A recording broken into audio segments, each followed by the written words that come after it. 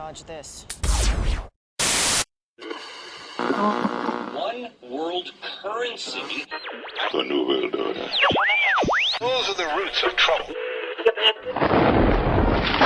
I imagine that right now you're feeling a bit like Alice, tumbling down the rabbit hole. Let me tell you why you're here. You're here because you know something. What you know you can't explain, but you feel it. You felt it your entire life. That there's something wrong with the world. You don't know what it is, but it's there, like a splinter in your mind, driving you mad. It is this feeling that has brought you to me. This is your last chance. After this, there is no turning back. You take the blue pill, the story ends. You wake up in your bed and believe whatever you want to believe. You take the red pill, you stay in Wonderland, and I show you how deep the rabbit hole goes. All I'm offering is the truth, nothing more. For we are opposed around the world by a monolithic and ruthless conspiracy that relies primarily on covert means for expanding its sphere of influence, on infiltration instead of invasion, on subversion instead of elections, on intimidation instead of free choice, on guerrillas by night instead of armies by day. It is a system which has conscripted vast human and material resources into the building of a tightly knit, highly efficient machine that combines military, diplomatic, intelligence, economic, scientific, and political operations. Its preparations are concealed, not published. Its mistakes are buried, not headlined. Its dissenters are silenced, not praised. No expenditure is questioned, no rumor is printed, no secret is revealed. But I am asking your help in the tremendous task of informing and alerting the American people.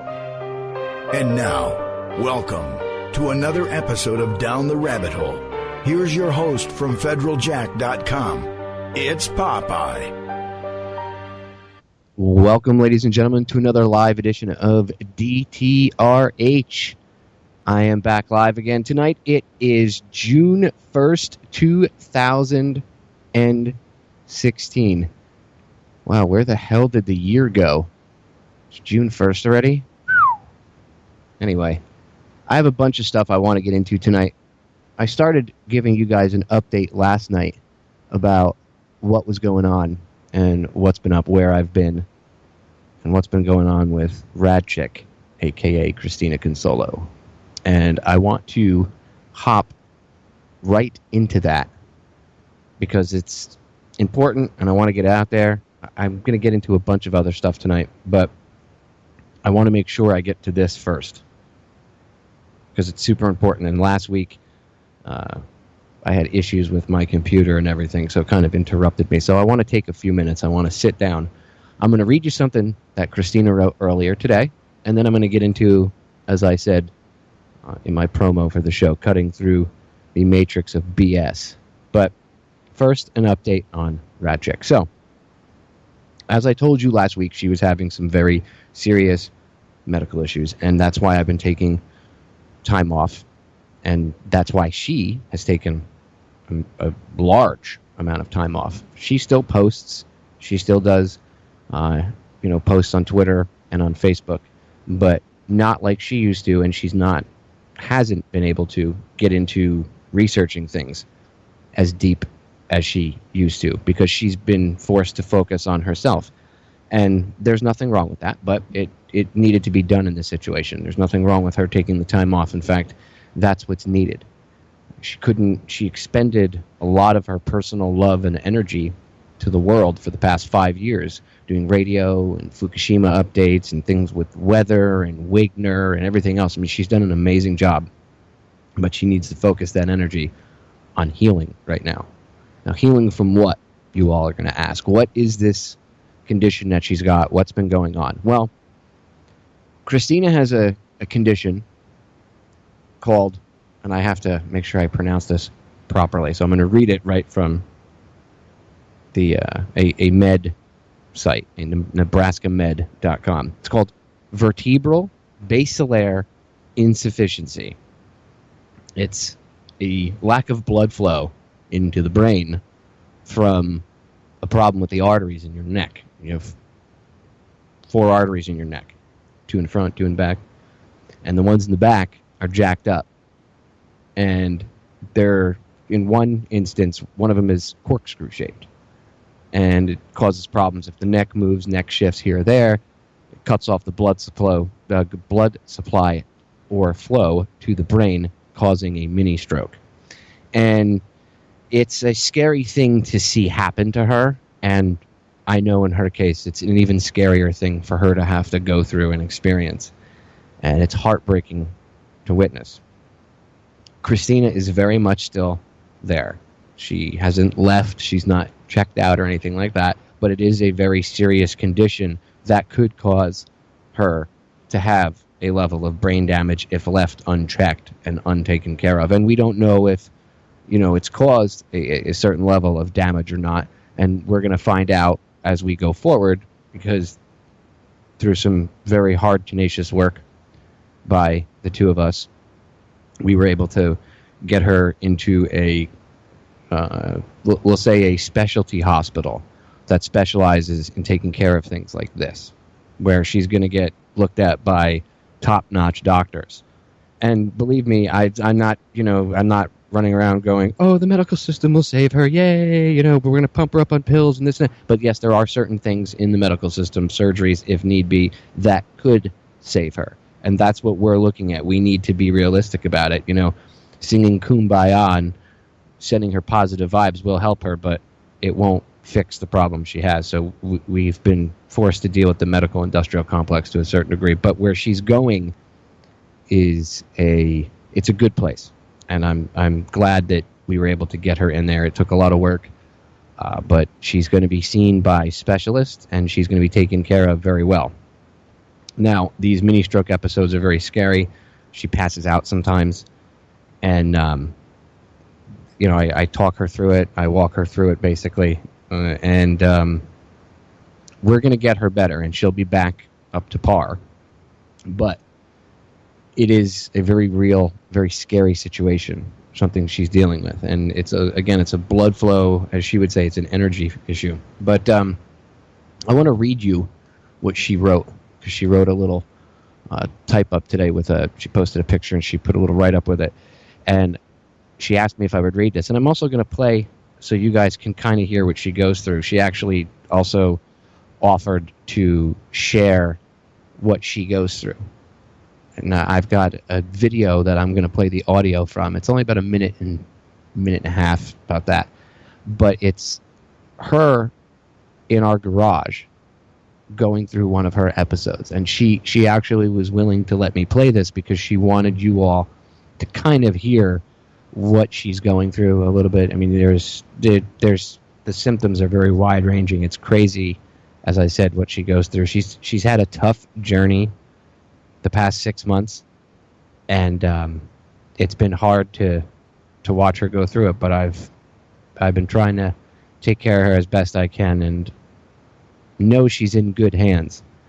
And yes, for those of you that aren't aware, yes, Christina and I are together, so she lives with me here in Florida in our secret, super fortified bunker somewhere in the huge state of Florida. Anyway, so that's what I've been up to for the past months now, and what she's been up to for like 6 months.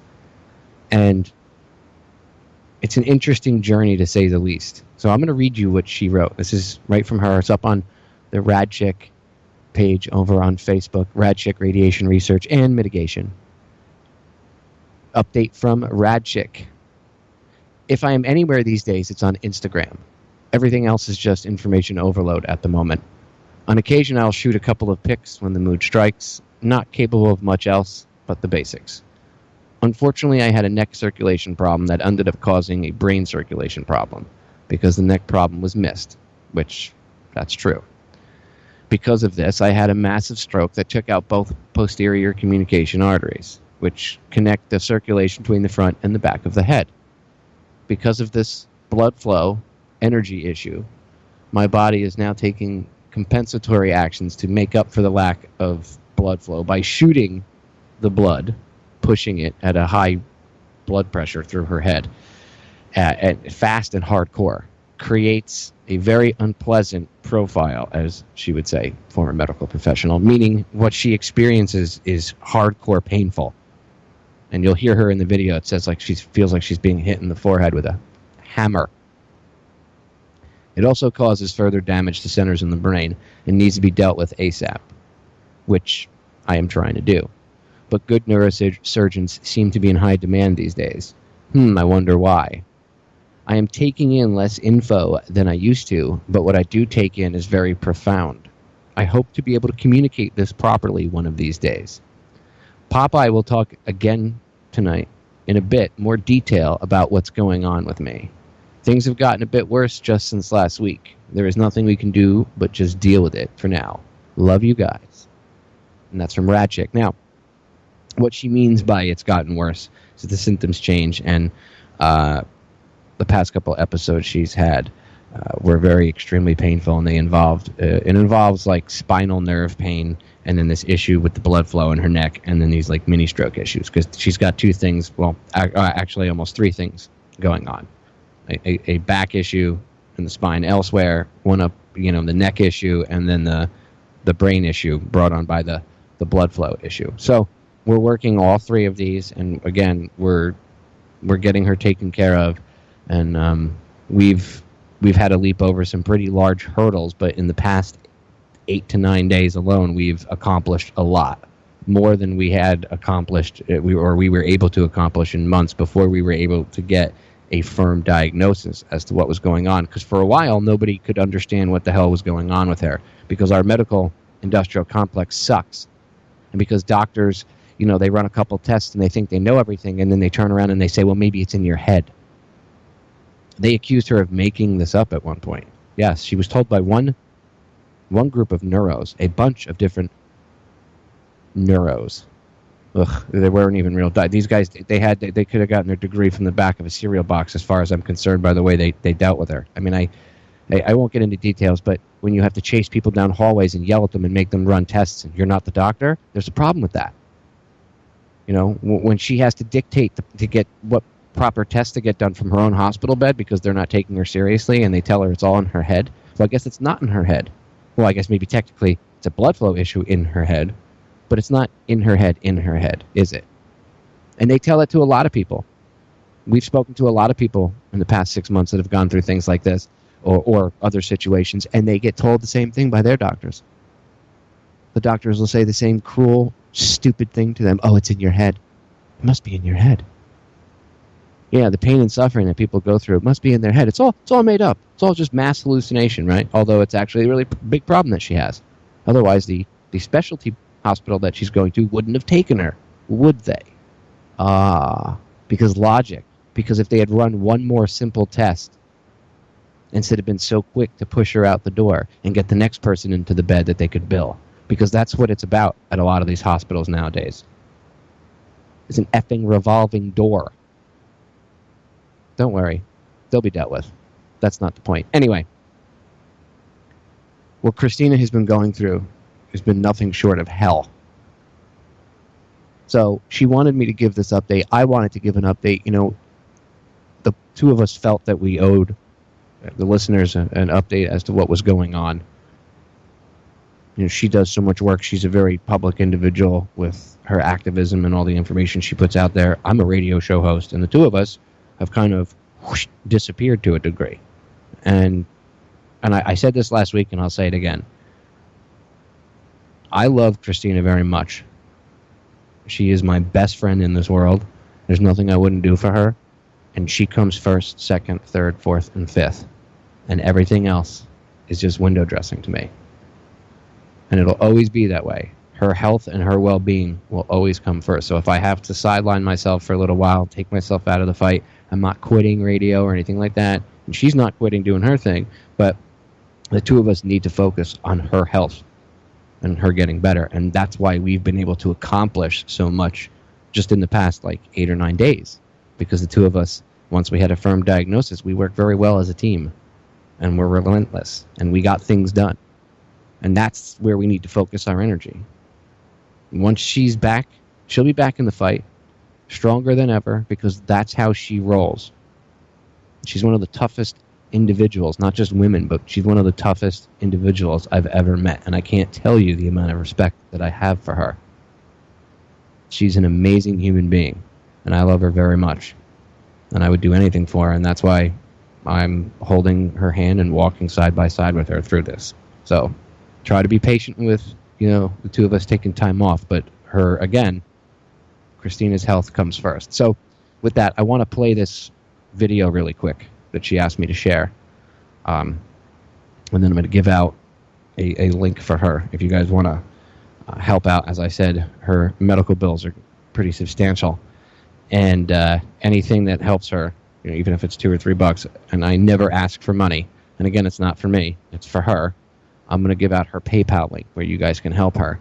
And by the way, I know some people have been donating other places, and I'm going to get into that. I have to just let everybody know that if you've been donating to any other place other than Christina's PayPal, don't, because people are lying to you. But I'll get into that in a second. Anyway, let me bring up this video of her, and I'm going to play this. It's about a little over a minute here, and it's just her and I. This is not too long ago. This is actually the 23rd of May, so this is only, it's in the past 2 weeks, week and a half, and this is in our garage, and this is what happens. This is the beginning of an attack, and this one was brought on by her doing nothing more than chewing a carrot, because that's the level of activity that can trigger one of these events. Chewing a carrot, and I'm not kidding. Here's the audio. This is Christina and me in the garage in the beginning of one of her attacks. Okay, so you're saying that right now you're having those black spots in your vision? Well, this all started eating a carrot, and the carrot was like crunchy and hard, and I felt okay. Before that, I've had my brace on all of today except for like the last 3 hours. I took it off, and I was chewing the carrot, and all of a sudden my jaw started hurting, and I kept eating it, and then it felt like somebody hit me in the head right here with a hammer. And you right away said, let's go sit down. And as we're walking to the chair, my right leg feels like it's going to give out. And the pain in my heel is just excruciating right now. And the head pain is now transferring all around the front. And as I'm looking at the driveway, I'm seeing places where my vision is turning dark. And it's moving around in different spots. It's dark, and then there's bright flashes up here. Don't move your arms around too much. Are you hallucinating at all, other than that? No. Okay. I'm having trouble swallowing. I can feel my neck is tightening. You want to go lay down before this gets worse? Yeah. Okay. So that's just a minute and 20 seconds of what she goes through. And I can tell you that that's nothing. I've witnessed some of the most intense muscle spasms I've seen anybody ever have. Back pain, nerve pain. She's a tough cookie. She really is. She goes through hell, though. So I'm going to give out her link, her PayPal link. The only way, by the way, again, that you can donate to her. Let me put this in the chat room. It's paypal.me/radchick. So paypal.me/RADCHICK. Now, if you've been donating anywhere else, anybody that over the years has been donating money to her, anywhere else other than that PayPal link, you've been getting ripped off. There's a website out there that she used to be affiliated with called Fukushima Facts, and people have been letting her know over the past. Well, she's been getting emails for this about this for a while, but anybody that has donated to her there, she's no longer affiliated with that site. people say, hey, I donated to Fukushima Facts. She hasn't been affiliated with that site in years. So if you're donating, to Rad Chick there for her work, she's not getting it, and those people who run that site are ripping you off. More on that in the future, and you will see why. I'm going to get into that in the future. But anyway, so you want to help Rad Chick out, paypal.me/Radchick, paypal.me/Radchick. Even if it's only a few bucks, it'll help her out. She really needs the help. And like I said, we will get through this, ladies and gentlemen. I have no doubt. I will move mountains for her no matter what I have to do. We will get her fixed and back into the game ASAP. But her health comes first, second, and third. So I wanted to take the first segment or most of the first segment here and give her a proper update for her. Like I said, I wasn't able to do so last week like I wanted to, and I wanted to spend a little bit more time on it. And since I'm by myself and I'm running solo tonight, I don't have any guests or anything, I can take as much time as I want to chat with you about this. So if you want to follow what's going on with Christina, she puts random updates over on Instagram. You can find her. In fact, let me read all of her links out really quick for you all, since I have this up. So her Instagram is radchickyo, RADCHICKYO. If you have Instagram, then you know how to look people up on it. If you don't, then it's an app on your phone. You have a smartphone to put it on. So if you have it, that's what she uses, and she can post from there to Facebook. So it's RADCHICKYO over on Instagram, radchickyo. Over on Twitter, it's radchick, 4, cast. Radchick, 4, cast. And then on YouTube, radchick, RAD space CHICK. And then she's got a WordPress blog too. If you go to radchickblog.wordpress.com, radchickblog.wordpress.com. And of course, you can always find and follow her over at Team Radeye over at Twitter, Team_Radeye. At Team_Radeye, I should say. You have to have the little @ symbol if you're not used to using Twitter. Anyway, so go check her work out. She does post over on Facebook too, on the Radchick Radiation Research and Mitigation page. She'll post links. She'll post stuff there. Go check out the Wigner group. Look it up on Facebook. Look up the Wigner Effect on YouTube. If you haven't watched that video, Russian television picked that up. Just to throw one of her accolades out there for her. Russian, I know people are going to be like, oh my God, Russian TV. I'm not talking about RT, like Russian, like cable picked it up somewhere. I forget how she found it. I think Lauren Ray had told her, or somebody had sent it to her, or somebody told her. But there's a link for it, and she saw it, and it was actually the full-length Wigner Effect interview that she did that I actually aired. I was able to air most of it due to time right here on DTRH. Well, that interview that you heard, the full video is up on YouTube in a couple spots, including her channel, and it made Russian television. So the word is getting out about metal fatigue and material fatigue and everything else, because that's really what Wigner is about, right? Christina actually put that out there to kind of see if who would pick it up and who wouldn't pick it up. It's not really just about planes falling out of the sky. It's about materials breaking down, metal, concrete, humans. We're technically made of physical material to a degree, right? Well, we break down from radiation. So anyway, I'm getting sidetracked. Wigner Effect, ladies and gentlemen. #Wigner. Just look up Wigner Effect on YouTube, and the full-length video should pop up. Or if you go to Rad Chick's channel, it's one of the last things I know. I think she put the full thing up there, if I remember correctly. It should be up there. And I know it's up on the Team Radeye YouTube channel as well. So it's up in a couple different spots. Go watch the full-length video. Don't just watch the listen to it. It actually sinks in more with the video that she made for it, and there's an amazing amount of work that she put into that video. Like over a year she worked on that thing in total. She did a lot of editing. Like, I saw behind the scenes some of it, a lot of the stuff she had released, even before she was down here. But I saw just one piece, the amount of editing she did, and I know how much effort and energy goes into video editing. So, I mean, hundreds of hours, I would say, she put into that video. Easily hundreds of hours, not to mention the interview and everything else. So go check it out, Wigner Effect, over on YouTube.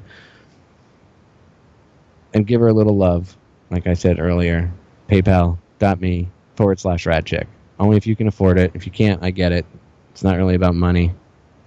I just wanted to give everybody an update and show her a little bit of love, because she certainly needs it. And everybody, please, send her lots of love over on YouTube. Well, you can send her love on YouTube, but over on Facebook, in the comment section, the picture I posted a picture that she had shared. Go over to there on my wall, Popeye, DTRH, on Facebook, and you'll see her post. It's underneath my post for the show. And go show her some love in the comment section. And just let her know that you're thinking about her and you hope she gets better, and send her some positive vibes. Because, we're all human, and we all go through the same thing. And you've all been there yourselves at one point or another, where you're feeling like crap and you're feeling down, and you could use some positive love and energy. So, send her some love. Back. So, all right. I'm going to get into a few different things here. First, get some audio I want to play. I've been actually dying to play this for a while now. About a week and a half ago, I think, maybe a week and a half, 2 weeks ago, I was having a conversation with Christina, and I actually posted this in the Wigner group, but we were having a conversation, and I during the conversation where it was about people wigging out on airplanes and freaking out, and I instantly just flashed to the scene from Airplane 2, the classic film. I know some people are, Airplane 2, what are you talking? I know, I'm aging myself. Well, if you're in your 30s or your 40s, you'll remember, much like me, Airplane or Airplane 2. And in the movie, it's actually obviously a parody of flight and everything, right? And flying movies, because back when I was a kid, every other movie was like airport and, plane crash movies, and planes running out of fuel mid-flight and crashing. I don't know why that was a big thing to make movies about back in the 70s, and into the early 80s, but it was. So these were parody films. So go look up Airplane 2 if you don't know what I'm talking about. Anyway, the movie, the clip, it made, the people wigging out on the airplane, it made me think of this clip. So I went and I found it, and I posted it in the Wigner group over on Facebook. And I thought it was kind of funny, ha ha ha. And then I watched the clip, I don't know, 2 or 3 times. And as I'm watching the clip, I had this epiphany that literally this clip is our country right now. I'm going to break it down. I'm going to take a few minutes to explain what I'm talking about, because I went back and I said to Christina, look, this is, I posted it and, ha ha ha, but look, this is what I thought about after watching the video. And she was like, yeah, that's right. And I was like, I need to talk about this on air. And so here we go. First, I want to play the clip for you all, and I'll play it again and kind of break it down, my thoughts. But first, I just want to play the audio clip itself so you can hear it. And you'll probably get the idea and the gist, because if you're listening to the show, you're already thinking outside the box, and you can see that there's problems, right? And you want to solve them. You want to offer solutions to the problems. Even though you are the solution, you're trying to be that solution, so that's good. Anyway, Airplane 2. Here we go. Listen. Ladies and gentlemen, please calm down. Please listen to me. I want to tell you what's going on with the ship. Thank you. We've been thrown off course just a tad. What's a tad? Yes? Exactly, what's a tad? What exactly is a tad? In space terms, that's about 500,000 miles. Oh, that's The bumps you feel are asteroids smashing into the hull of this ship. Also, we're flying without a navigational system and can't seem to change course. Miss, are you telling us absolutely everything? Not exactly. We're also out of coffee.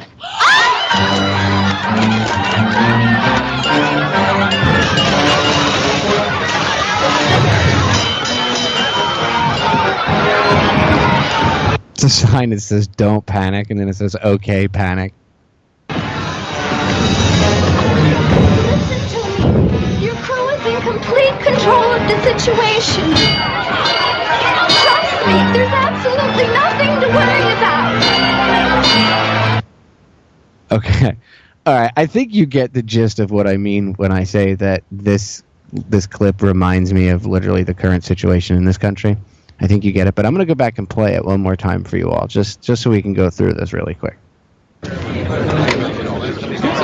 Okay, so Elaine, the purser here, whatever you want to call her, stewardess, you see her picking up the little microphone to speak to the entire cabin in the space shuttle, right? Because in the second airplane movie they're flying, they've commercialized space travel.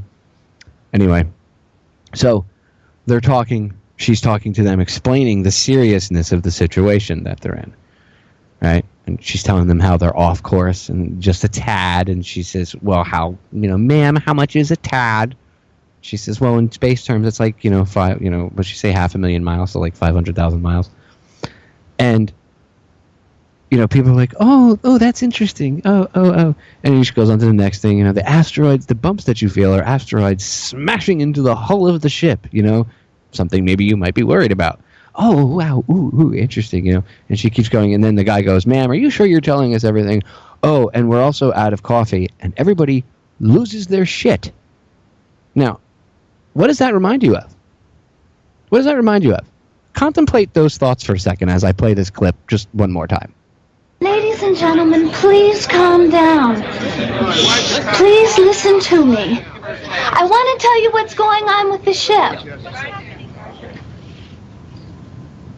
Thank you. We've been thrown off course just a tad.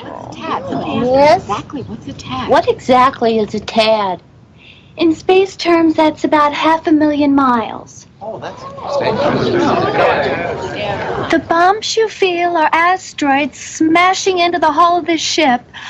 Also, we're flying without a navigational system and can't seem to change course. Miss. You see, so asteroids smashing into the hull of the ship. No navigational system. Oh, so nice, so interesting. Oh. Hey, Fukushima. Oh, so nice, so interesting. Hey, one world government, TPP. Loss of sovereignty, freedom, police state. Oh, how nice. Oh, how nice. Ma'am, are you sure you're telling us everything?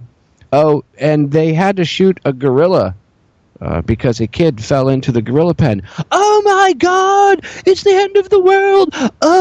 Or whatever other stupid story that they throw out there. Are you telling us absolutely everything? Not exactly. We're also out of coffee.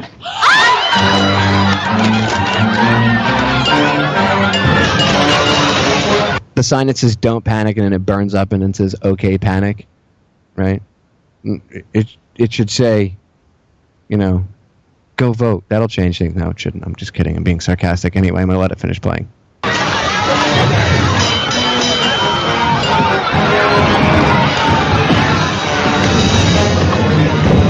to me. Your crew is in complete control of the situation.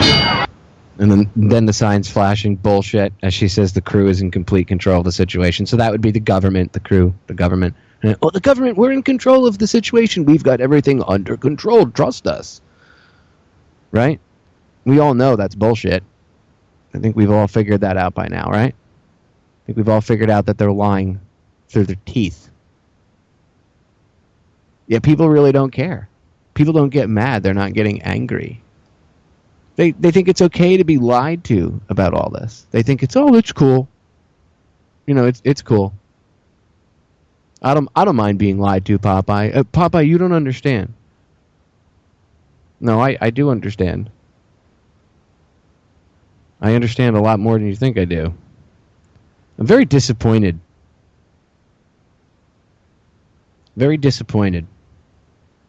I've taken a lot of time off, having time off from doing radio and activism or anything, dealing with other real world issues, like what I was talking about earlier, right? Going through that allows you to pull back to a degree from everything that involves radio or truth telling, to the point that it's almost like I'm in a vacuum compared to what I used to be in.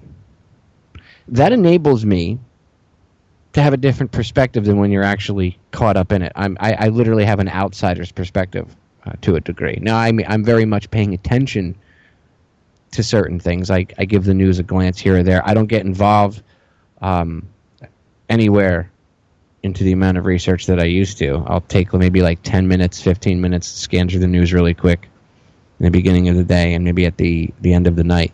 But I still kind of pay attention to what's going on, and I'll listen to things here and there if I'm working around the house or doing something in the yard or whatever.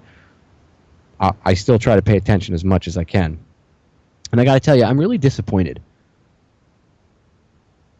I'm disappointed in everybody out there. I know that kind of sounds like a blanket statement. I'm disappointed in, well, not everybody. All right, let me rephrase that. I'm disappointed in a lot of people out there, because a lot of people are allowing themselves to fall prey to the very basics, I should say, the undercutting and the destruction of the very basics. And that's all part of the agenda of this dark New World Order. That's what this dark New World Order agenda is about. They have to destroy what's here. They have to destroy the current society to bring about their new version of society that they want. And they're doing a damn good job of it. We're arguing over the dumbest shit nowadays. Seriously. And nobody seems to get that a lot of this is being done on purpose, because while you're arguing over who should be peeing in what bathroom, I think we settled that a long time ago. If there's people that don't identify or whatever, put in a third bathroom for them then, right? And a lot of places already have those. So, and if they don't, well, then just put the third bathroom in. And the people that are bemoaning it, well, we can tackle that issue. I understand not wanting the whole, grown guy, just random perv saying, well, I identify as a woman, and just using that as an excuse to go into a girl's bathroom. I mean, there's already been a couple cases of that. And I'm not talking about people that actually do identify. I'm talking about just some perv doing that and using it as an excuse. That's going to happen. Okay, so have this third option bathroom and then call it a day. How about we have a real world solution and then shut the F up about it, because there's bigger problems to worry about. Okay? The media and the powers that shouldn't be, getting you to focus on stupid shit like that and arguing over it, and at the same time pushing that and breaking the basics, blurring the lines of, taking away the lines on the road, like I've talked about. They get rid of all the basics, the foundations or basic guidelines that we run things by, whatever you want to call it. They blur all of that. They make mass confusion. They do it on purpose. They know there's going to be people that aren't going to be cool with that, and they do it. They ram it down their throat to piss them off. Why? Because they need to create a division. And the people that are the other side of the coin is that there are people that do identify with whatever gender, whatever you want to call it, whatever the term of the day is to call them. I don't like to use labels, so whatever you want to, however they identify as themselves, right? There are real people that feel that way, and for whatever reason, that could be, it could be an idea that was implanted in their head, and now they're, meaning like they saw it in TV, or it was in pop culture and they thought about it, and then, like Bruce Jenner is supposedly deciding he doesn't want to be a woman again now for whatever reason. Like, there are people that really do identify with that. That's fine, but they're being used. And they're being used by the powers that shouldn't be, to piss off the opposite side of the fence, right? Because remember, at the end of the day, they narrow everything down to either A or B, and then they pit A and B against each other.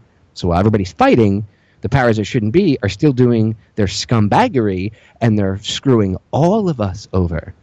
Because they really don't care about any one special interest group. If you notice, they go from one to the next, to the next, to the next, to the next. Once they use you up, they go to the next one. Once they use you up, they go to the next one. They know how to manipulate things. They know how to tweak people's emotions. That's what this is all about. I keep saying this goes back to Ferguson, people. Before Ferguson, everybody was like, hey, how come the cops have MRAPs and tanks and shit like that? And they look like, they're running around in Fallujah. Why are the cops running around with BDUs on? Do we really need to have cops with 50 caliber sniper rifles? And then Ferguson happened. And it went from police brutality and martial law and what the hell is up with the tanks and the cops, it's and people realizing that it wasn't about, the cops don't need that to prevent, from getting shot at by angry, black guys that are in gangs or angry Latinos or angry white militias. It's for everybody. It's everybody. It's them versus you because you're not in that big club, as George Carlin said. The same club that they beat you over the head with. Right? You're not in that big club. Well, people started noticing that, and all of a sudden, Ferguson happened. And the media focused on police brutality. They narrowed. You notice how the media and the powers that shouldn't be, they were able to, and this is, you just have to inject the right person or take someone who puts a lie out and twists things, and then the media will twist things around. You notice it went from, the conversation went from cops having MRAPs and tanks, like armored personnel carriers, basically, which could be used as a tank here if they put weapons on it and stuff. So they get an armored personnel carrier, a Bearcat, an MRAP, whatever that the police department happens to get, used military surplus, guns, vests, whatever. They're wearing BDUs. They're running around dressed like they think they're special forces. What was that? I forget what city it was in California. It was before this. It was a couple right before Ferguson. It was not too long before, maybe within a few months. They had an issue going out there, and the cops were running around dressed in fatigues. It was actually hard for even us, like doing radio. I know, like even Joe and I, who are vets, we were looking at pictures trying to figure out who was spec ops guys or National Guard and who was actual cops, and like who wasn't just dressed up like playing soldier, but who was actually, who were their military. And it was hard to tell the difference between who was military and who was a cop. I mean, and there's a lot of them were just, it was the sheriffs and the local cops, but they were dressed like you would think they were in Fallujah. Like, what is this, Phantom Fury 3? Yeah. Anyway, so the argument was, hey, why do these cops have all these guns and, maybe, are there conspiracy theorists, right? Will there be martial law? Are there, and then it's that police state started to get talked about, and boom, the narrative got changed. It's amazing. You bring up the police state. You could talk about UFOs, aliens, anything like that. You bring up the police state, and the narrative gets changed. Look, ask Jesse Ventura. I know a lot of people have issues with Ventura here or there, but in his conspiracy theory show, they allowed all the other ones to air. The only one that got pulled off of TiVo, and I know because I was one of the first people to report on this, right? Because it just went by. I was streaming it through my computer at the time, and I literally was like, okay, why is it not on? It's not on TV, and it's right there. It's supposed to be on the schedule, and I did a whole video about it years ago. Anyway, why did that episode get pulled? Because it was about the police state and FEMA camps. Doesn't matter if who was in it. Doesn't matter if you feel it was sensationalized for TV. The point is, actually, that episode was pretty telling, and they didn't want it aired for a reason, right? Police state stuff. That seems to be a big no-no. You start to point that out too much, like the reality of that. See, back in the day, they laughed at us. Remember, what's the saying? First they ignore you, then they laugh at you, then they fight you, then you win. Well, back when they ignored us and they laughed at us, it was different. Well, now they're fighting us, and the way they fight is through censorship. So police state stuff you can't talk about. Everybody, even the mainstream media, started questioning why cops were driving around in MRAPs and Bearcats and armored personnel carriers and dressed up like G.I. Joe, and suddenly, the narrative became police brutality is synonymous for we don't like black people. So that did two things. One, it got everybody in the black community pissed off because they look, the anger that they have, a lot of it has been stoked, we'll say. They've backed gasoline tankers up to a fire and opened the valves. But that anger is genuine. in the black community in that they've been screwed over for a very long time. Now, I know there's I'm not making excuses for anybody or the reason why things are bad here or there, but like, let's be honest. They get preyed on by the cops. The cops in many cities prey on the quote-unquote minority communities, whether it be Latinos, blacks, whatever, black people, whatever you want to, African Americans, whatever the term of the day is. They get preyed on by the cops because they're easy to arrest. They can get them in the system, right? No, they bust them for this, that, the other thing. It's true. Now, that, and Russell Means has talked about this, the Native Americans went through that, the Latino community went through that. Well, now middle America, white people are going through it, and that's when they started to wake up and say, hey, wait a minute. And that's when the conversation got switched back from it being a police state to it being, again, it's just racist cops, and it's a racist attitude. Well, I guess maybe it's more of a class attitude. They're taught they're in a special, different class than you and me.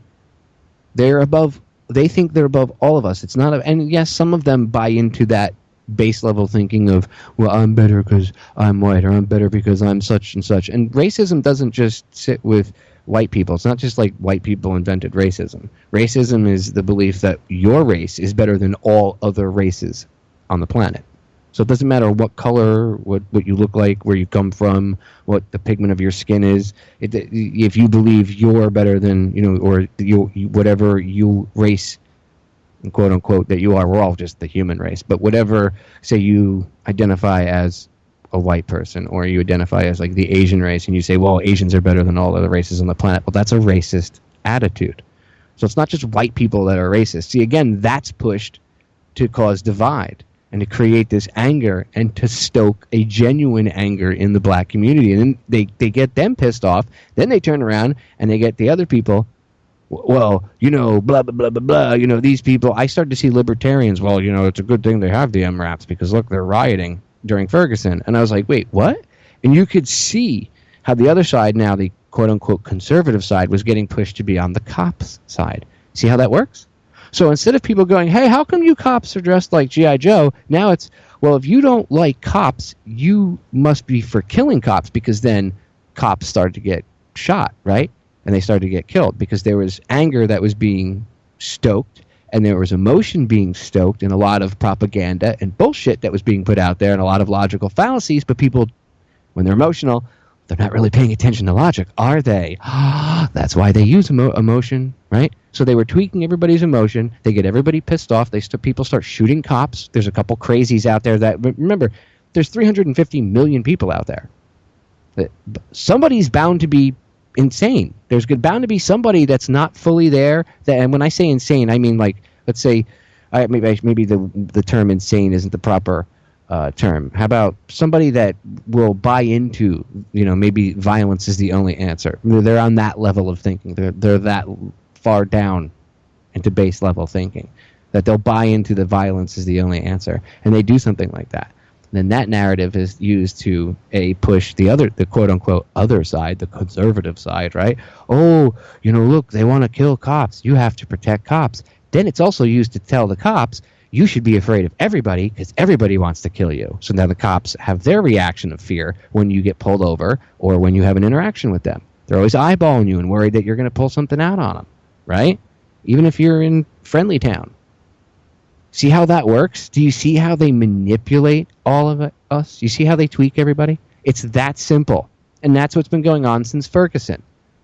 It's exactly what's been going on since Ferguson.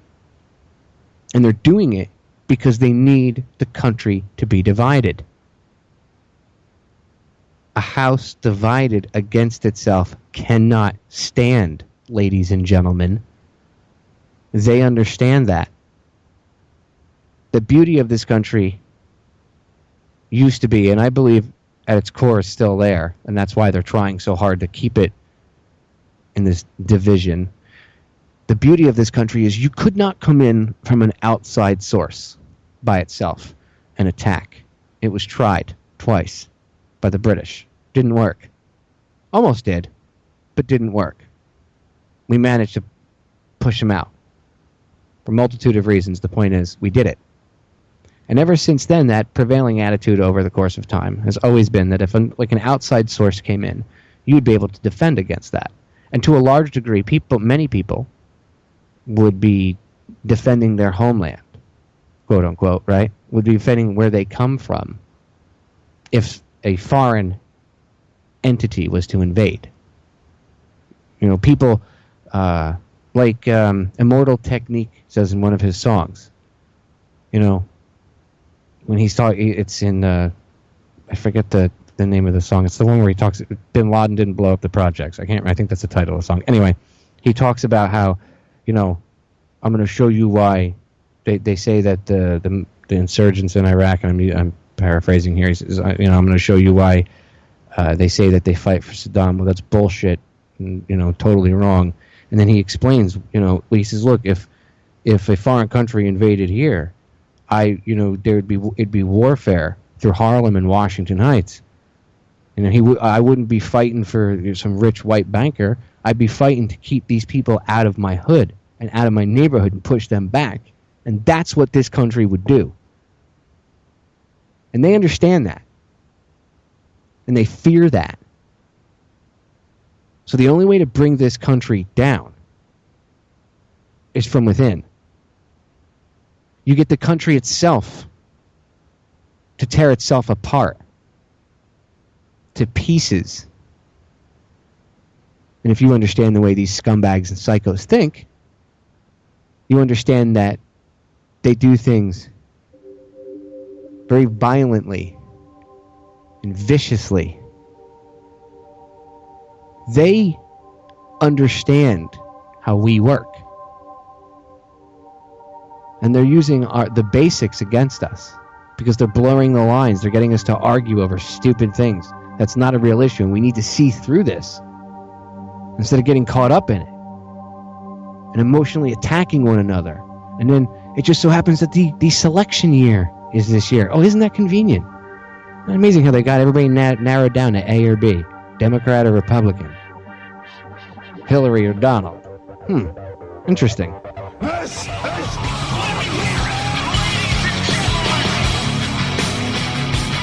Take two, Q Howard.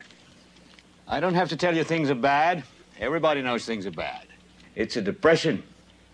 Everybody's out of work or scared of losing their job. The dollar buys a nickel's worth. Banks are going bust. Shopkeepers keep a gun under the counter. Punks are running wild in the street, and there's nobody anywhere who seems to know what to do, and there's no end to it. We know the air is unfit to breathe, and our food is unfit to eat. We sit watching our TVs while some local newscaster tells us that today we had 15 homicides and 63 violent crimes, as if that's the way it's supposed to be. We know things are bad, worse than bad. They're crazy. It's like everything everywhere is going crazy, so we don't go out anymore. We sit in the house, and slowly the world we're living in is getting smaller, and all we say is, please, at least leave us alone in our living rooms. Let me have my toaster and my TV and my steel-belted radios, and I won't say anything. Just leave us alone. Well, I'm not going to leave you alone. I want you to get mad. I don't want you to protest. I don't want you to riot. I don't want you to write to your congressmen because I wouldn't know what to tell you to write. I don't know what to do about the depression and the inflation and the Russians and the crime in the street. All I know is that first, you've got to get mad. You've got to say, I'm a human being. God damn it. My life has value. So, I want you to get up now. I want all of you to get up out of your chairs. I want you to get up right now and go to the window, open it, and stick your head out and yell, I'm as mad as hell, and I'm not going to take this anymore.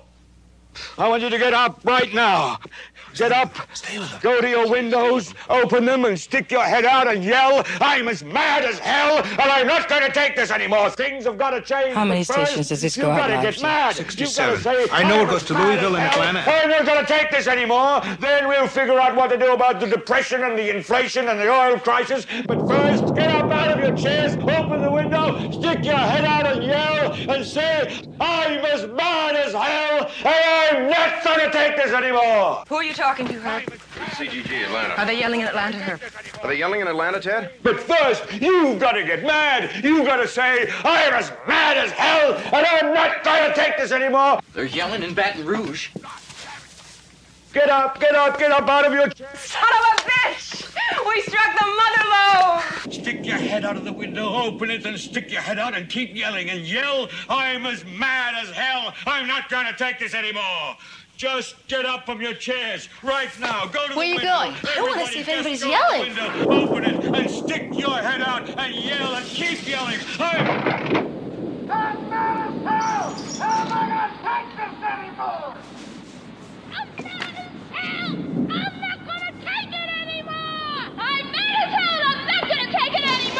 I'm mad as hell! I'm not gonna take it anymore! I'm not gonna take it anymore! I'm mad as hell! I'm mad as hell! I'm not gonna take this anymore! I'm mad as hell! I'm mad as hell! I am mad as hell! I'm mad as hell! I'm mad as hell that I'm not going to take this! I am mad as hell! I'm not gonna take this anymore!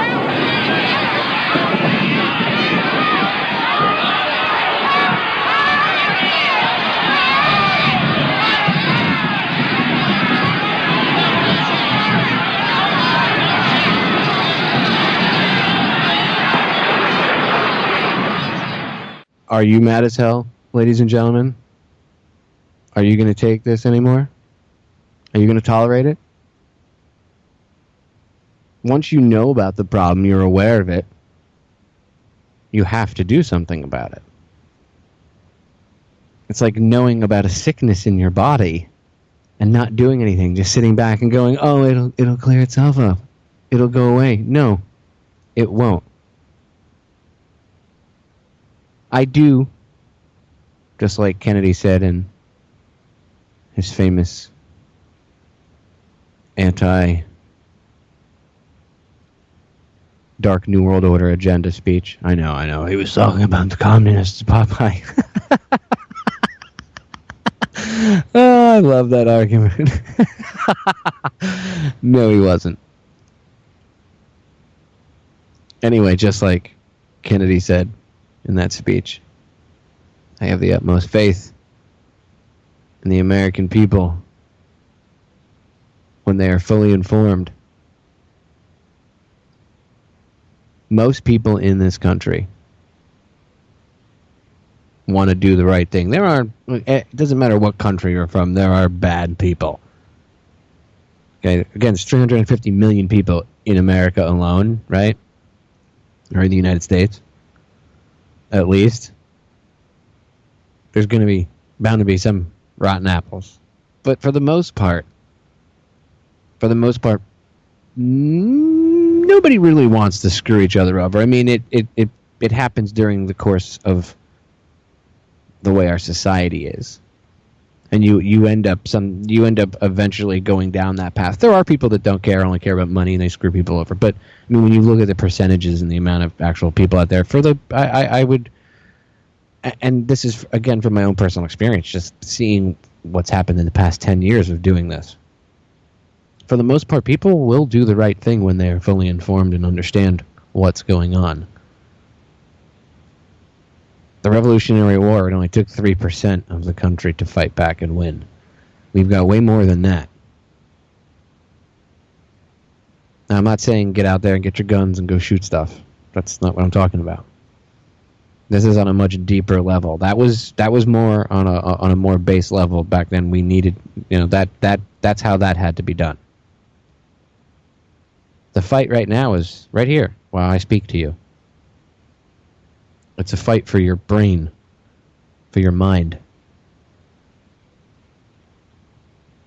Because that's the way that they can control things most efficiently, is by controlling how you think and how you act. And they do just that through the television. I've talked about this before, how they use TV to control you, how it's used to manipulate how you think, how you feel, what you believe in. They do it all the time. That's why they call it TV programming. They don't call it television programming. just because.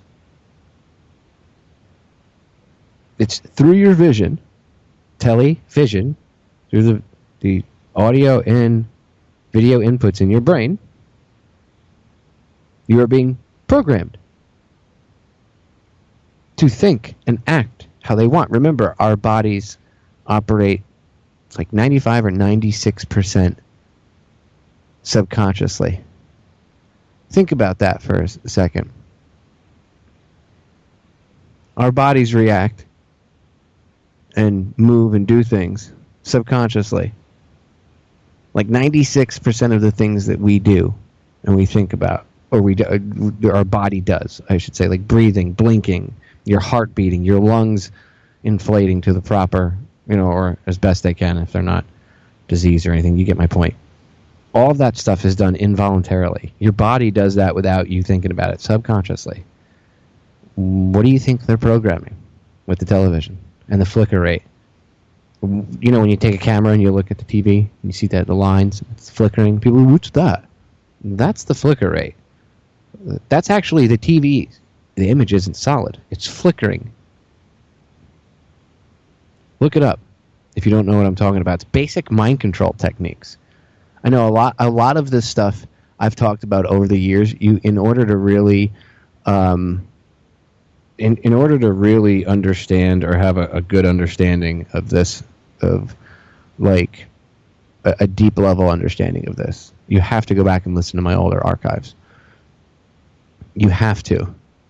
I can't explain this enough. If I try to explain this in a half hour or 40 minutes or whatever, right? If I try to explain this and I try to explain even in the most in-depth way I couldn't get across the amount of information that you need to take in and absorb and analyze in your own heads about mind control. You can start two ways. And there's multiple other sources. I know Aaron and Melissa from True Stream Media, Aaron and Melissa Dykes, they're putting out a documentary about, or videos or whatever it is about this. I guess they're like mini docs. They're like 15, 20 minute long videos where they talk about what they're working on, a bigger documentary on mind control. We've talked about this on my radio show before. Anyway, you can go check them out. Check out many other researchers. But to start off, if you'd like, go over to federaljack.com/mind control. That's the most direct link. It'll bring you to the download page of the mind control section on Federal Jack. There's a ton of stuff in there. And then go to popeyeradio.com and just look up the shows I've done over the years on mind control. Some of them are in that downloadable mind control archive. You have to literally, you're going to have to take the time to research this to understand the things that I'm talking about. And I'm not trying to sound condescending, but it's better to have a full understanding than like 2%, 3%, which is what a lot of people do. They dig into the first, couple percentage layers of information. They think they understand everything. And then their opinion is formulated off that little minute amount of information. And that's where a lot of disinformation or misunderstanding about things as a whole come from. And if we can stop that practice alone and start taking the time, I know people say, I don't have the time, Popeye. Well, make the time. The time that you spend watching television, listen to a podcast. If it's not mine, listen to somebody else's that's talking about it, or go watch a video or watch a documentary that's not put out by somebody who's part of the problem. There are multiple avenues that you can learn from, and I honestly wish people would take the time to, and actually take 15 minutes to actually investigate this stuff. I know listening to somebody talk about it is cool, but I would rather you guys, on my radio show for like 20 minutes or whatever, but I would really rather you guys take hours upon hours to do research about it. Because it's the literal amount of information that's out there, from the way they can control people individually to society as a whole, will blow your mind. And then when you understand all of that on a technical level, you can actually see what's going on. I can't expect you to have an understanding of this stuff unless you do the research yourself. So, unlike many people who will tell you to solely believe what they tell you, I urge you to actually go and do the research. Not only listening to some of the older shows I've done, go to the mind control section in Federal Jack, but like look up Aaron and Melissa Dykes' stuff, True Stream Media over on YouTube or their website. Most of their stuff's up on YouTube. They've done tons of mind control stuff, as have others. Read books. Read. Do investigative research. Be the investigative researchers, ladies and gentlemen, that everybody says, we need. Oh, well, Popeye, we need more people to go out there and do the stuff that you have done or other people have done. Well, then go out and do it yourself.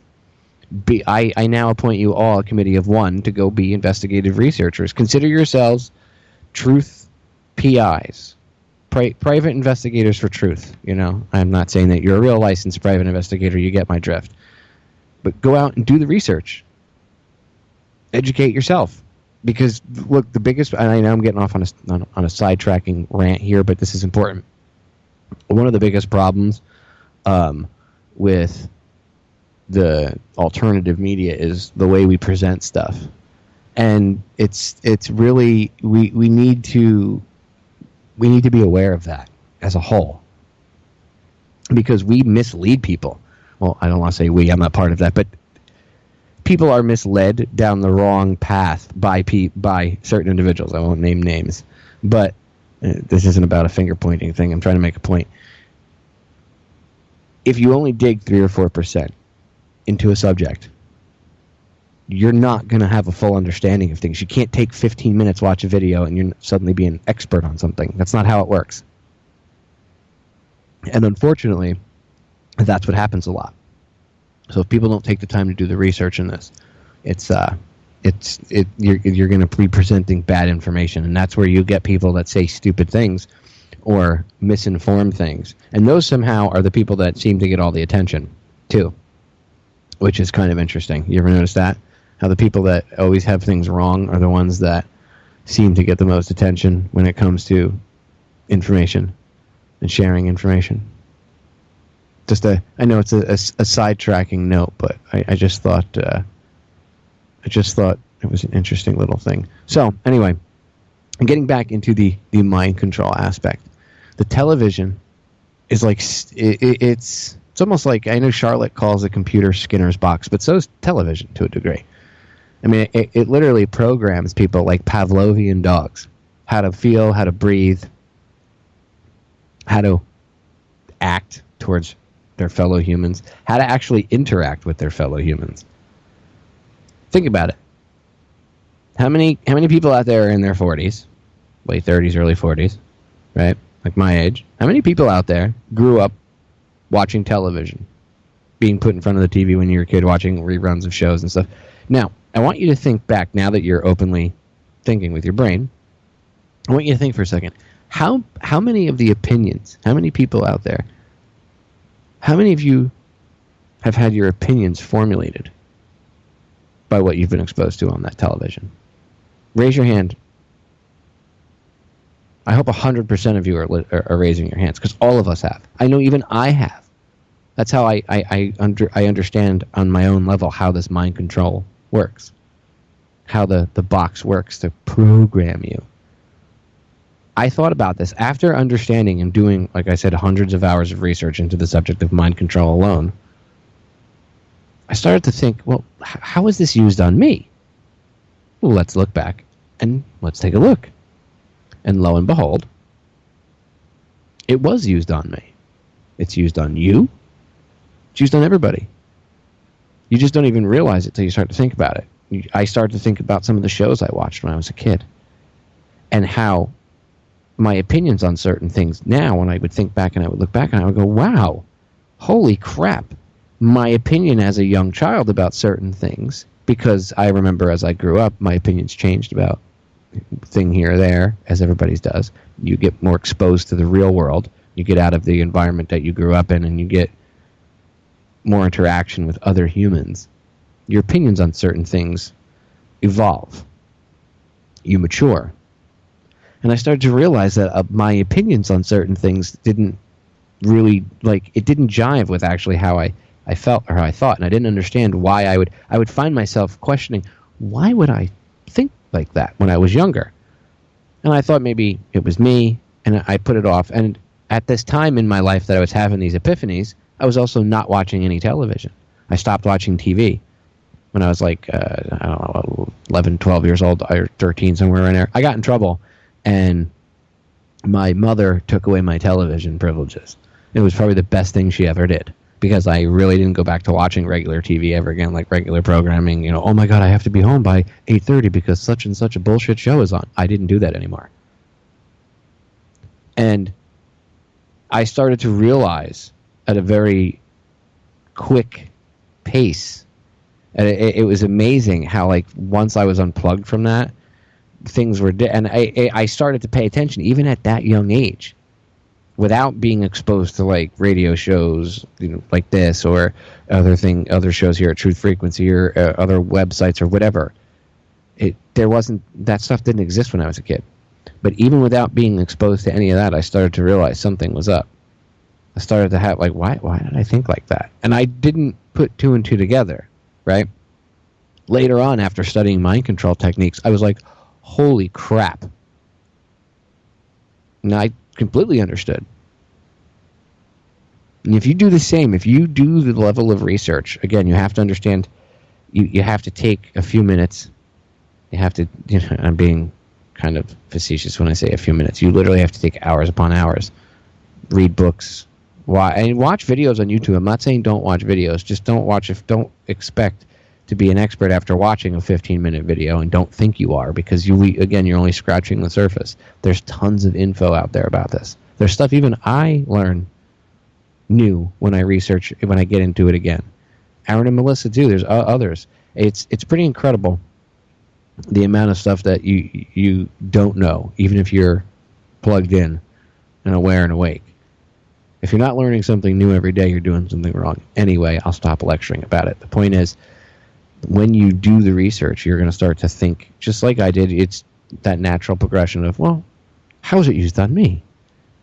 And then you start to think about it, and you're like, oh my God. And I'm sure many of you have had the same experiences, where at one point or another in your life, you're like, why was I thinking like that when I was younger? And it didn't occur to you that either what you were being exposed to on the idiot box, as my mother used to call it, or the people that you were surrounded by, who probably watched the idiot box, were programming you or participating in the programming of you, because we're biological computers. Our brains are the most powerful computer on the planet, and it's constantly being programmed. Audio, we could get into the whole thing about the mind control aspect of music, right? I've had artists on. Frank Castle, good friend of mine, good friend of everybody here at TFR, good friend of all the listeners. Frank's actually a radio show host. He's got a radio show on Saturdays, and I don't remember what time it's on, but I know it's on Saturday nights.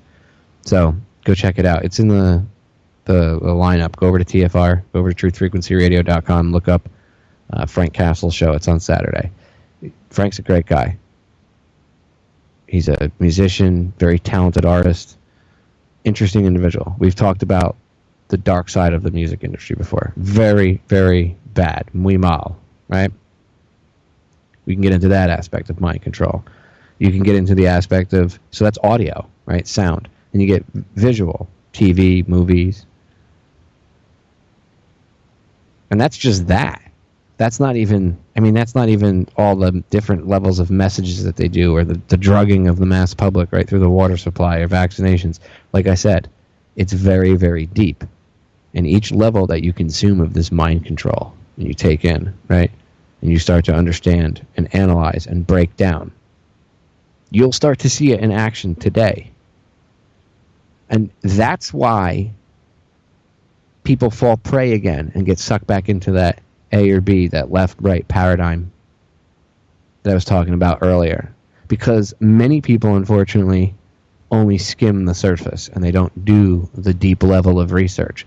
The deeper you go, the harder it is to unplug from that knowledge and understanding and go back into the belief of, like I say, voting is literally the definition. Voting for president, whether it's a Republican, quote unquote, or Democrat, is the definition of insanity. Not voting for issues, local and stuff like that, or countywide or statewide, but voting in the selection that is the presidential, quote unquote, election. And the elections have been stolen very much right in your face since 2000, at the very least, right? So, we all know it's bullshit by now. And I say that voting for president is literally the definition of insanity. It's doing the same thing over and over again and expecting a different result. Well, a lot of people are able to get sucked back into that left-right, I'm going to vote for this person because they'll fix things this time, even though we've been lied to every other effing time. Hey, don't worry, this time it'll be different. And by the way, that's like being in an abusive relationship where your spouse is punching you in the face repeatedly and then 5 minutes later apologizing for it and saying they only did it because they love you. Sounds like the government. And you go, well, it'll be different next time. No, it won't.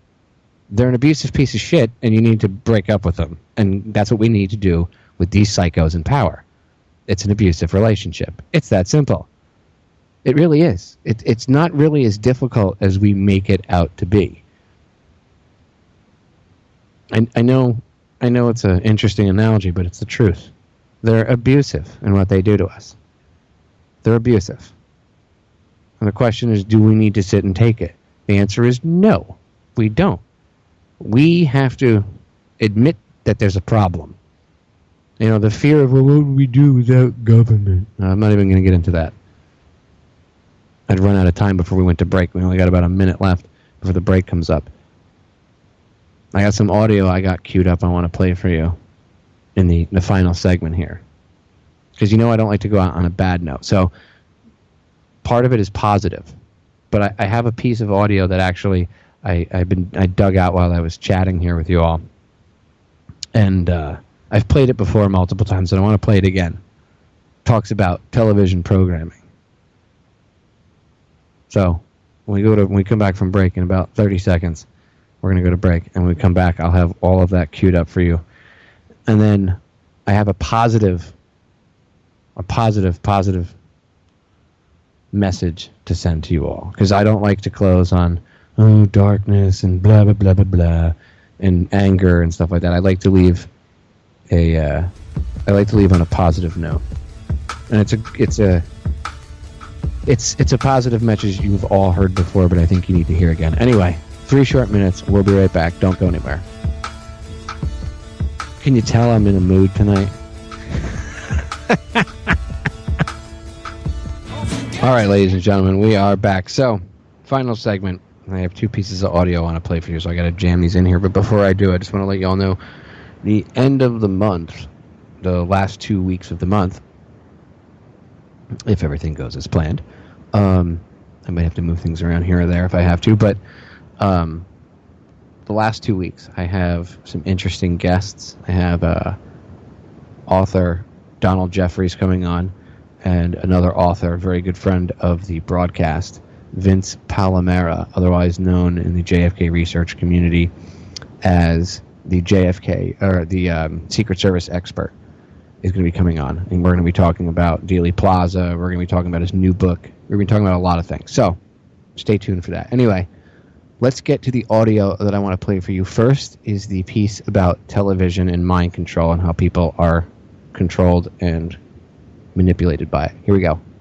Bringing entertainment to thousands of people. Through its magic, we are able to enjoy a combination of the radio, motion pictures, and the stage, right in the comfort of our own homes, simply by pushing a button and turning a dial. These cells with their electrical charges are scanned by a stream of electrons, completing 30 pictures a second. Compare that crude picture with these of today, and you can judge for yourself how far along the road to perfection television has traveled. Most people still today think that all entertainment to do with movies, drama, is therefore nothing more than their entertainment. It never ever was that case. Of course, television can't perform such miracles as this, yet.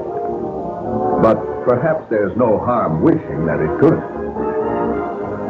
The greatest social messages are promoted through movies and drama, high drama, through the fixation of emotive sequences, emotional sequences, not logical, factual sequences, but pushing points across in an emotional way which register and fix in the mind.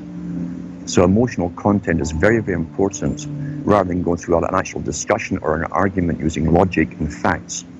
There's no debate. And when you're being downloaded through fiction, your guard is down, the sensor part of your brain is not in action. It isn't saying, yes, I agree with this, I disagree with that, as you would in a debate or a lecture. You're actually in an alpha state, being completely downloaded with new ideas. And what do you see on television at this very moment right now? As I talked about the divide and conquer, and everything is emotion, and oh my God, we should worry about it. Did we make somebody feel bad? Did we trigger something?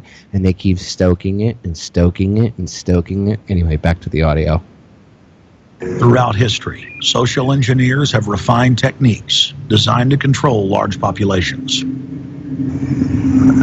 About 100 years ago, this big organization with many branches, they wanted to rule the world basically using Britain as a nucleus of a system, an embryo, which also was going to be joined with the US under the Anglo-American establishment. Wrote about the kind of culture and the changes of culture over a 100-year period that they would actually design, implement, and bring in. And H.G. Wells talked about it too. He talked about arenas. He says arenas could be put up across the world for sports, for instance. Now, at that time, sports was something that children, school children were into. Adults became adults and got onto adult things. So it was unimaginable at the time that people could actually believe that there was even a need for adult sports and entertainment, never mind having arenas built across the world. But he said we can do this, and foist basically a sports culture for the males. Using a tribal system, we're all tribal to an extent. That's why we even bother to vote for a tribal leader. This is well understood. That's why we're supplied with these leaders. And because the average man was to become more disengaged from his own destiny, as the expert class arose, it was decided that the males would get their outlet, basically, gradually becoming helpless as males through sports. Therefore, they'd have a tribal team they could identify with. They could cheer them on as they were winning.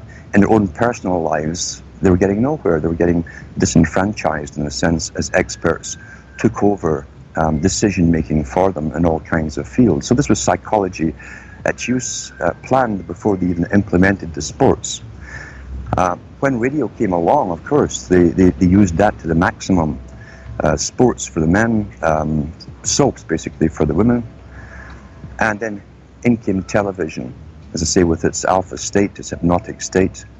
And sure enough, around the 1960s, really 50s and 60s, it took off. It really, really took off. And men became glued on Saturday nights to the sports shows. A culture industry, which is called by its own the culture industry. The Soviet Union had a department called the culture industry. Their actors and directors were called the cultural leaders, because they would, like a computer, people like computers, all you have to do is keep giving them new updates every so often, and you can change an entire country or a nation or a block of nations who are all getting the same upgrades at the same time along certain paths. Today we call it political correctness.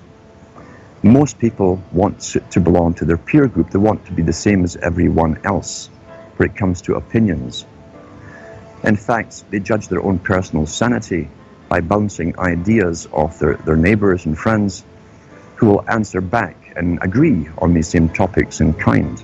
It doesn't matter if the topics or what you're given are facts or utter nonsense, as long as everyone agrees at the same time. You'll say, well, I'm sane, and your friends will all agree because they've had the same information given to them. But they've been programmed.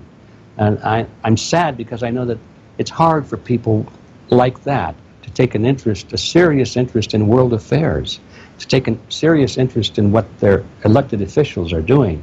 And they're not going to be really inclined to study or discover the deception that's being used against them. And so I'm sad because I see all of that in a flash in my mind as being an indication of how easy it is for the masses to be manipulated. The scientific dictatorship understands what makes human beings tick. They understand our psychology. They've studied it, and they're using it against us. But the minute the public awakens to the fact that there is an agenda to manipulate them, and the second the public realizes that they are being conditioned and controlled, the establishment begins to lose that edge they've got over people. So all I ask viewers to do is to think for themselves. And by the way, just so we're clear, what did I say about Ferguson before? Once people started to pay attention, what did they do? They twisted the narrative. Because people started to, hey, wait a minute. Who's that man behind the curtain? What's going on? And all of a sudden, whoop, boop. Emotion. Just saying. Back to the audio. And to study public relations, to study advertising, to study propaganda, and to realize how much of it is out there in their daily lives. And then make the decision for yourself. I just want people to think on their own and to not have their decisions and their thoughts and their ideas pre-packaged and basically downloaded into them. If it's on TV and a famous face says something, then it must be true. He doesn't have to show you facts or anything else. You've been brought up with these faces. That's why they keep these guys on television into their 70s and 80s. You've grown up with this father figure who's on television every night at 6 o'clock, in your house, in your room, staring right at you, and he's a father figure. Would he tell you a lie? So you naturally never suspect him. And this same man will lead you through new topics. He'll introduce experts on the topics. They'll have a little summary at the end of every talk, and you are now left with the conclusion that's presented to you. You don't arrive at it, it's given to you, and it's good enough for you. When I was growing up, people were talking on their front porches, neighbors were playing baseball, there were nightly barbecues. You don't see that anymore. We've lost our communities. You drive through neighborhoods, you see the blue glow of television sets. We're losing our humanity. So if you want to rebel against the globalists, the social engineers, start by turning the TV off a few hours a day and actually getting to know your neighbors. Getting outside that comfort zone, expanding your horizons. By coming together as communities, by getting to know our neighbors, we defeat the social engineers. We're programmed today perfectly, just like machines. This is the best day of my life! We tie this in with the Brzezinski. Brzezinski said in 2 Ages. Now this guy was way up with the NSA. He's a master geopolitician. He admits he works in 20, 50-year periods to do with geopolitics in other countries. But he said himself, the public will shortly be unable to think or reason for themselves. It was meaning by the form of information that was given to them, the type, the formulas that were in use then in the 1970s. He says, eventually they'll be unable to think or reason for themselves. And eventually, he said, they will expect the media to do all their thinking and reasoning for them. Well, that's happened today. That's why people today can't think outside of the programming from television. Zbigniew Brzezinski, Obama's main foreign policy advisor, talks about how a cult of personality can be artificially manufactured to influence the masses. In the first months of my administration, to pull our economy... Oh, goodness. Sorry about that, guys. To pull our economy back from the brink, including the largest and most sweeping economic recovery plan in our nation's history. We're gullible, but we're also willingly gullible. We want a human being, a big daddy, to come along and make everything right for us. And as long as we believe that, we'll always basically get shafted. In addition to John, sorry, I just noticed that I jumped the gun here. Go ahead and move it up. I'd already introduced all you guys. It's the presidential reality show. But when it became an Oprah production, it became slick. You don't have a president, you have an actor. They say that politics is show business for ugly people. You got it.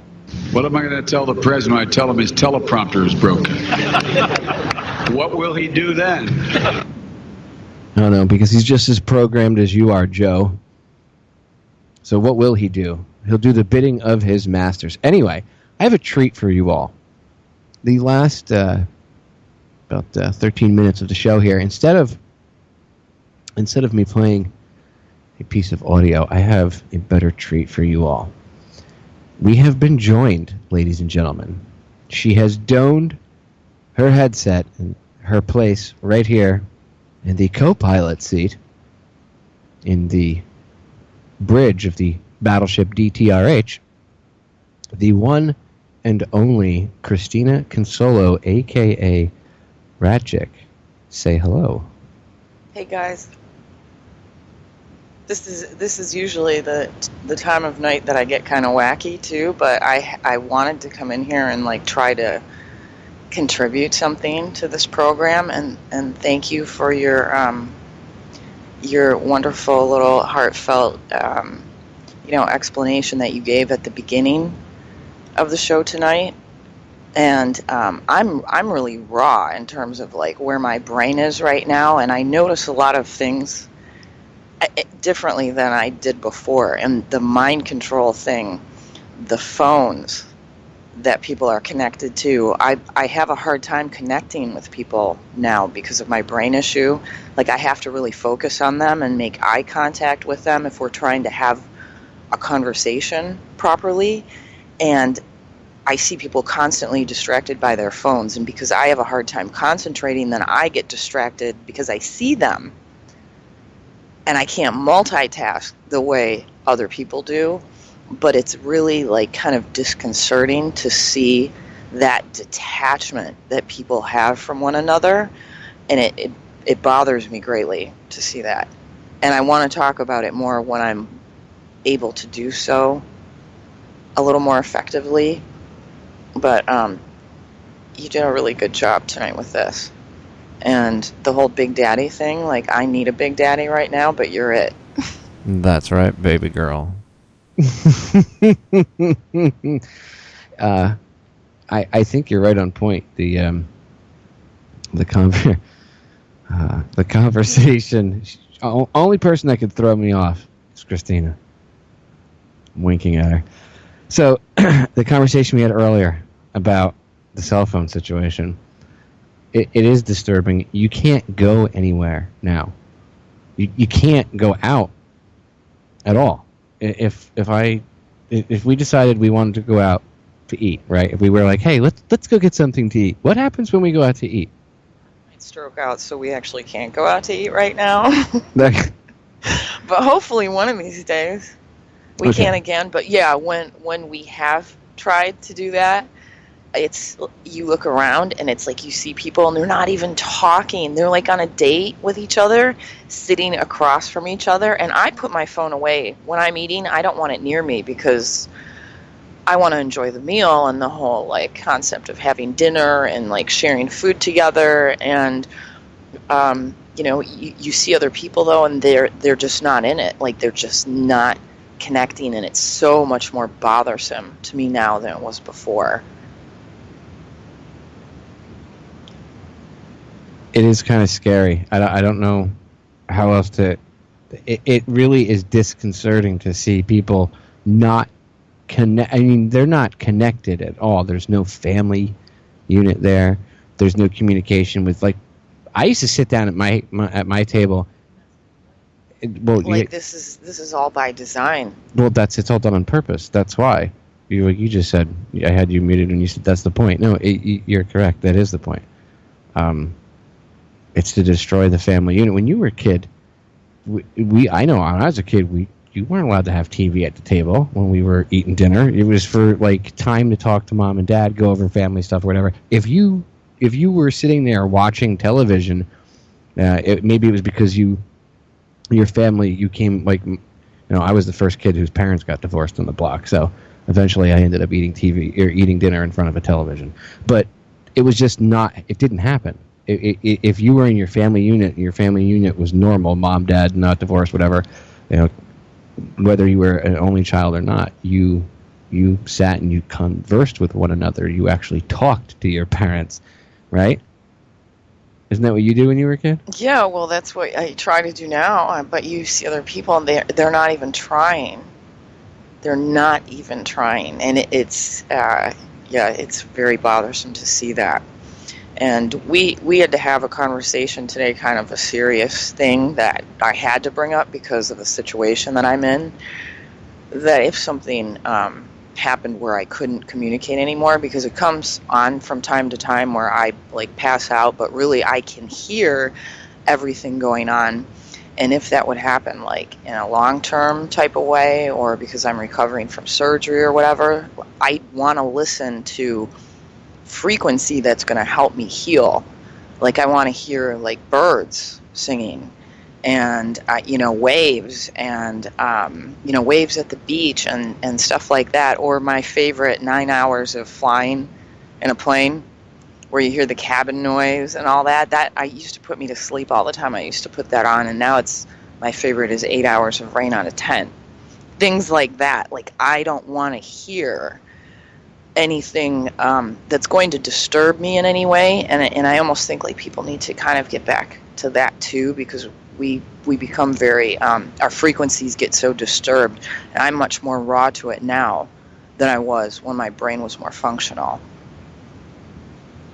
You are very much more plugged, unplugged from the matrix and plugged into your own being and your own senses. It's interesting. I mean, how everything's kind of been heightened, and even though, like you said in your write-up, you don't take in as much, like the volume has gone down of what you take in, but your focus is more narrowed, and because of that, you're noticing things on a more profound level, I've noticed. Mm-hmm. And frequency is a big one. The first hospitalization I had when all of this started, the one thing that I wanted to do when I got out of the hospital, like I had this really strong urge to just lay on the ground, like put a blanket down on the ground and lay on it. I couldn't be indoors. I couldn't be shut in. Like I had to be outside. Like I really felt my body wanted that. And it's all about resonance, and we're beings of frequency. And if you've never seen that documentary, you need to watch it to understand how all of that works and how it affects your brain waves. And at some point, at some times in your life, like when your health is bad, like you notice things like that much more, because you can't take in a lot of unnecessary information. You kind of resort back to your primal needs. Yeah, primal is a interesting term. It's amazing. People don't realize how quick your brain will literally go on autopilot. Like I said before, we run on autopilot mainly, and your brain does amazing things on its own. And like Christina said, kicking into primal survival mode, I guess we could call it. It happens a lot to people after they've had strokes or seizures. And that's one way that they're diagnosed, is by referring back to those. They know that the brain is like in recovery mode, and it's almost like we kind of all need to go into that recovery mode because we're so overwhelmed, and that leads to us being more distracted all the time. The cell phone thing, like you said earlier, we know somebody who we would be having a conversation with this person, and in the conversation they're distracted by the phone. More so than they were, maybe we'll say, a couple of years ago. And society, that's like a microcosm of society as a whole. Because society is getting like that. Like, everything is getting more integrated into that phone. And the attention span's gone from, I mean, you know, you're a YouTuber. It used to be like 15 minutes. Now it's like 30 seconds. And a lot of that is like Twitter and Facebook and Instagram and all this other stuff that you can just like, you know, swipe right or left or whatever, you know, and get, you know, oh no, I don't like you because based off, even that, what's that, Tinder or whatever? An app for dating where people can just like swipe right or left based off of one image that they see. I mean, that's programming us. I don't think people realize what that's doing to the gray matter in our head. It's literally programming our brains to go, you know, back not just 1 or 2 notches, but like, you know, 5 notches, 6 notches, 10 notches. We're literally, and maybe I'm going to get emails about this. The definition of the word retarded means to slow something down, like to retard something. Like when I was a mechanic, we would retard the engine, right?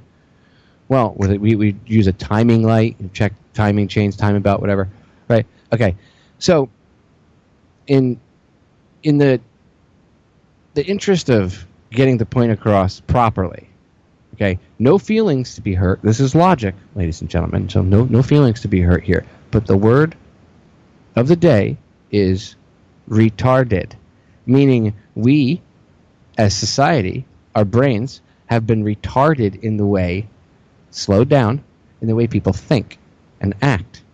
And it's being done on purpose. Why? Because at a very simple level, the powers that shouldn't be are afraid of your true potential and your true power. They don't want you to realize it. It's really quite simple. Wouldn't you agree? Yeah, and you know, if you study like the basics of mind control, that's actually kind of, you know, how they break people down, like in the music industry. For like you had used as an example previously, and they get you to a certain point where you are like so retarded that they can then rebuild you into what they want. And you almost see that happening to society as a whole. And you kind of wonder what's happening next and how we're going to deal with it, with this many people who aren't even aware that they've been like sucked into this vortex. Yeah, they are being sucked into a vortex, and they don't realize that their brains, their power, the power of thinking is being taken from them. And that can be stopped. And the course can be reversed. But we have to, just like with anything, you have to know there's a problem to be able to acknowledge that there is one. Christina, I'm going to give you we have about a minute. I'm going to give you like the last 30 seconds here if you want to say thank you or, you know, much love to the listeners. Or I know you wanted to give a goodbye and say thank you to everybody. So go ahead. Yeah, I really appreciate all the emails that I've been getting from people, and thank you for the people that have donated to me, and a couple did during your show tonight, which was really sweet, and it's much appreciated. The love and caring that I've gotten has just really overwhelmed me, and I've had a hard time keeping up with a lot of the emails, but I will get to them at some point. There you go, ladies and gentlemen. Thank you for helping her out. Continue to do so again. PayPal. PayPal.me/RadChick. Ladies and gentlemen, we are out of time. I'll catch you all again next week. Remember, if I have to change the schedule, maneuver anything around, it's because, as I said earlier, RadChick comes first, second, third, fourth, and fifth. I'll catch you all live next week. Love you all. We are out of here.